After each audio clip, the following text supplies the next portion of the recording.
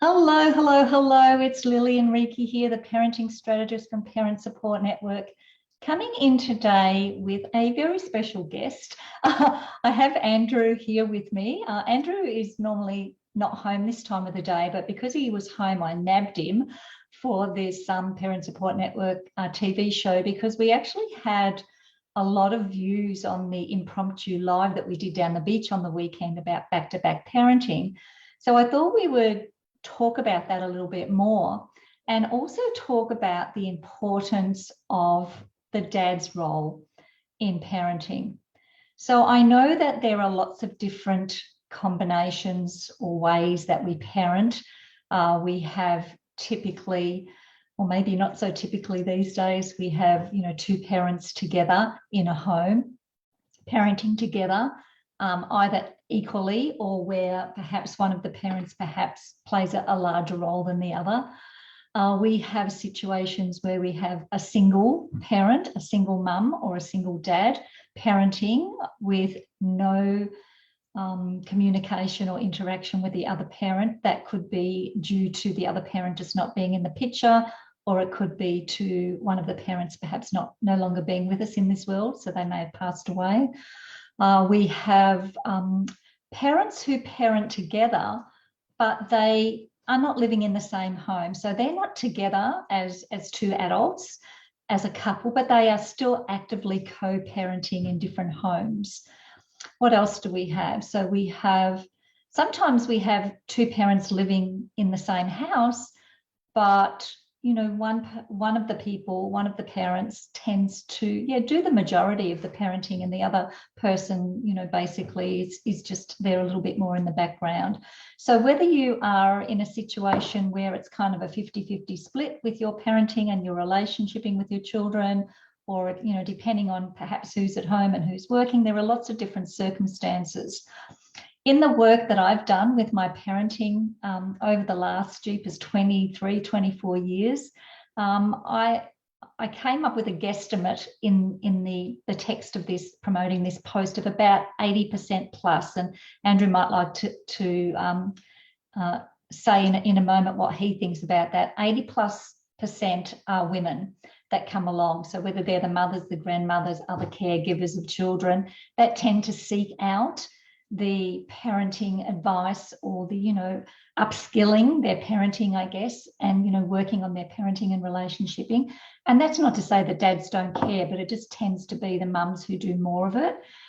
So just a little bit of background before I bring Andrew on. If you've tuned into any of my shows or any of my lives, or anything about me, you'll know our story. But just a quick overview for those of you who may be tuning in for the first time, or hearing me for the first time. Andrew and I have two sons. Our eldest son is in his mid to late 30s, and our youngest son is edging close to 30. So they're 7.5 years apart, by the way. So I guess our eldest son was I don't know what a typical child is these days, but he was quiet, he was cooperative, he was compliant, he was a good kid. He didn't cause us much drama in his upbringing. And then along came our beautiful second son, who came to teach us a few things. So he basically, from the moment he was born, he was challenging, he was full on, and we might talk a bit more about that later. So we had to really bring out some different parenting tools for this relationship. And I'll get Andrew to share in just a moment what his role was in that. So I know that for me, coming from my perspective, when both of my boys were younger and when my second son was younger, I felt, whether this was the case or not, I felt like more of it was on me, because Andrew was running a very busy business and working very long hours. And I know sometimes I felt like I didn't feel like I had that support, not because he wasn't a supportive father, but just because he was busy and he was working. And we were parenting back to back just the same. We were on the same page pretty much with our parenting, with a few exceptions, I guess, because we both came from different backgrounds, our self-parenting backgrounds. But I guess it was when our son revolted. And if you've read my book, The Revolting Child, A Blessing in Disguise, you'll know that, in early adolescence, he really revolted, and our parenting journey became very, very, very stressful. So at that time, it was actually Andrew who probably took the lead in saying, okay, we need to make some differences. We need to make some changes. Something has to change here. If nothing changes, then, you know, the results weren't promising, if that makes sense. So I'll let Andrew share how he found out about the information that ended up changing our lives. Andrew, I'll try and keep this so that you don't have too many things to say. So just the lead up to that, and, and no more than 2 instructions, and why your role as a dad was so important, and the message you want to give dads. So just take from that whatever you like. So she has to filter it to make sure Andrew will remember what to say. Hi, everybody. Look, I guess we were searching for answers, and we took our youngest son to a counsellor. And while I was in that counsellor's office, they told me to feel free to have a look at any of the materials, and they had a whole heap of VHS and beta videos. I picked up a video, and this video had the gentleman that became our parenting coach on it, Frank. And in a 25, 30-minute video, this video changed our lives. It was like being hit across the side of the head with a brick. Because in this man's words, I realised the mistakes we'd been making. A really hard pill to swallow when someone tells you that if you have a revolting child, it's of your creation, not them. Mm. But it was also really empowering, because what I'm responsible for, I can change. Mm. And what it did take is stepping up as a father and taking not a leading role, because Lillian doesn't need to be led. We needed to be side by side. And as we said on the video the other day, back to back. Because when we're back to back and we stand strong together to implement something, it's much, much more powerful. There's no holes in it, so it won't be undermined by one of us saying something and doing something different to the other. It was, I guess, a very, very conscious choice to grow up. As a father, I needed to grow up. I heard a saying years ago that women grow up and have kids, men find themselves with kids and have to grow up. And I think it's true for some of us. And gee, someone that's watching this video may be an amazing parent, and I thought I was doing okay. But we learnt so much from Frank, and we were committed to implementing it. Frank laid out a formula for me of how and what to say as things arise. And I'm an electrician, I work on formulas. And so I implemented them exactly as he said, over and over. And I still do today.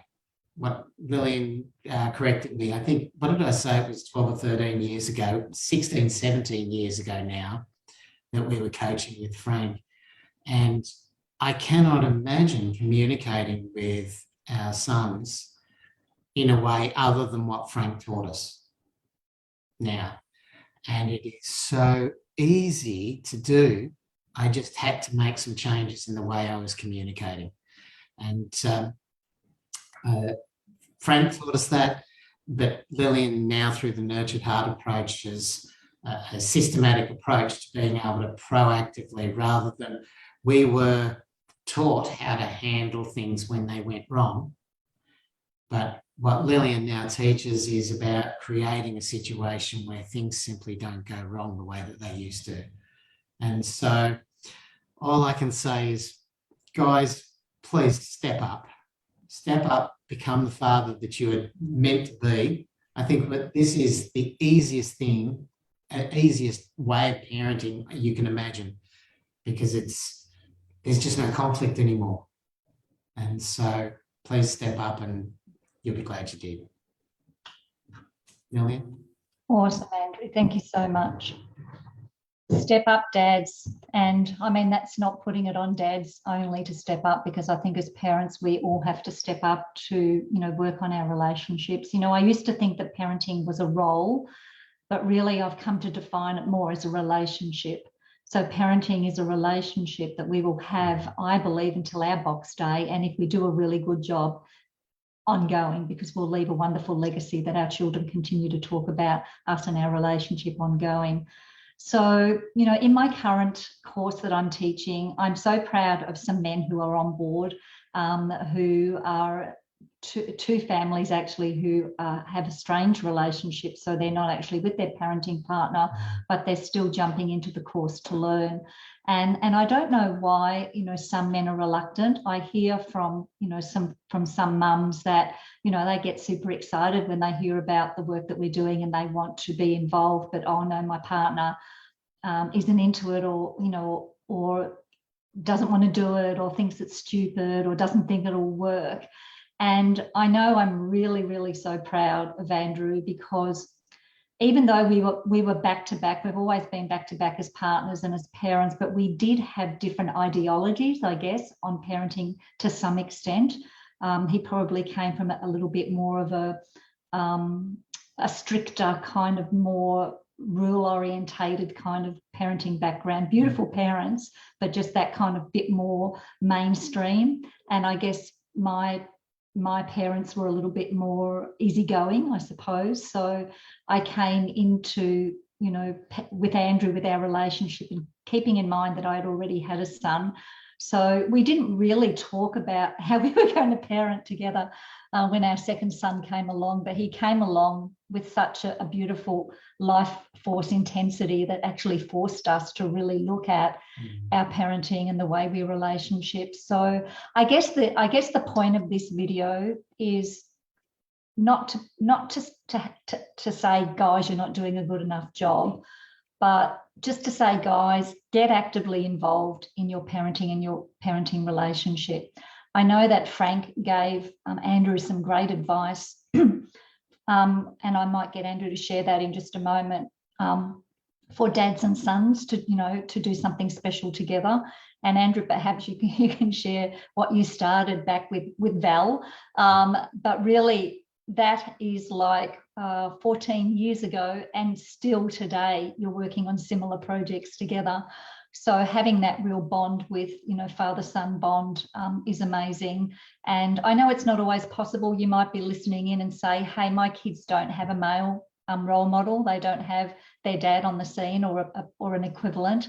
You might be able to find another male mentor, or a male person that your children can hang out with and have some boy time with. That could be an uncle, or it could be a friend, or it could even be a sports coach or something like that. But I think it's really, really important, particularly for boys, to bond with their dads or with a male figure. And through a lot of the research, we hear that age 7 and 14 are really integral in those areas of having an important or a special male role model for your son. And I know 14 was the age where our son really started to escalate his challenges and really became oppositional and what we now call the revolting child. So Andrew, we only have like a few minutes left. So it's about 3 minutes left. So I'd love for you just to share how important or how vital that information was that Frank shared about finding something special to do with our son, and what you did and what the result of that was. Okay. I think the lesson that I learned from Frank was that I was there. I was always there as a father, but was I present? Was I actually engaged and being that role model, rather than just being the adult male around the house that comes and goes for work? And so I had to make a very, very conscious choice. I have an interest in mechanical things, and so I said to our son that how about we rebuild the motor together? Because I was just trying to throw it out there as an idea, thinking, if he doesn't like that as an idea. And I had no idea what an interest it was for him. And that started a process that at times I may end up regretting. But we ended up getting an old motor. He chose a motor from an old Chrysler Valiant. And we rebuilt that motor, and next thing I know, we've bought a car and we rebuilt the car.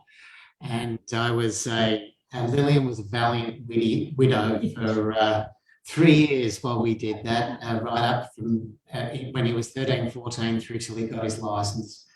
And we finished it a week before he got his license. And it was the most magical experience to spend that time with someone that was just like a sponge, because it was something he loved so much.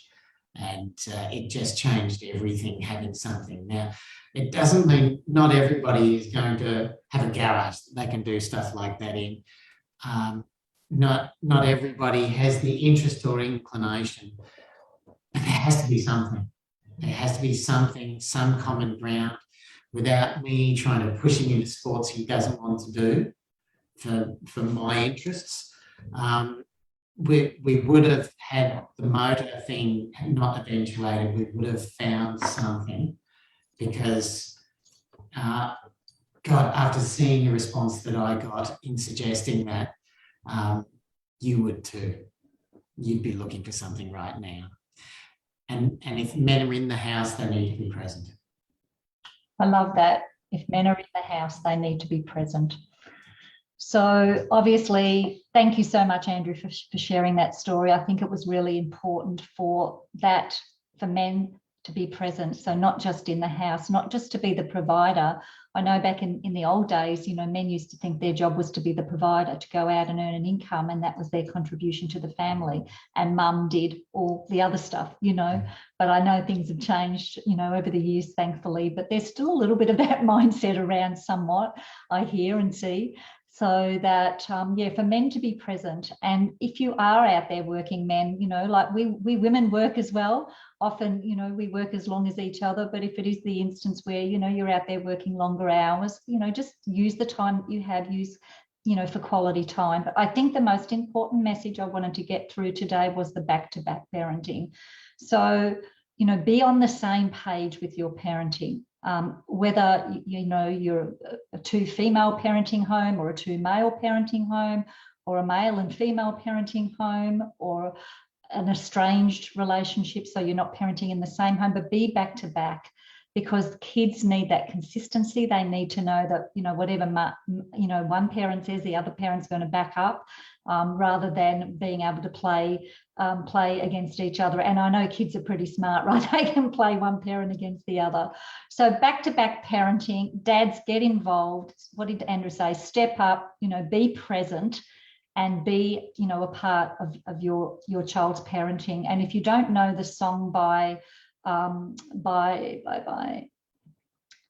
Cats in the Cradle, Cat Stevens, that's it. Go and listen to that song. Such an apt song to listen to.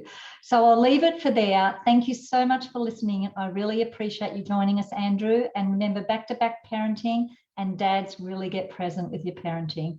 Lillian Reekie from Parent Support Network, helping parents to enjoy happy and healthy children and relationships. Thank you.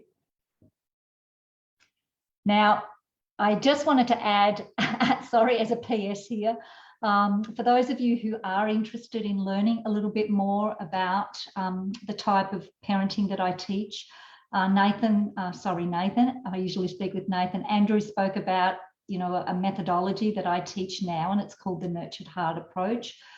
So I'm actually going to be doing a masterclass on July the 20th, where we're going to talk a little bit about our family. Andrew will perhaps jump on that masterclass as well.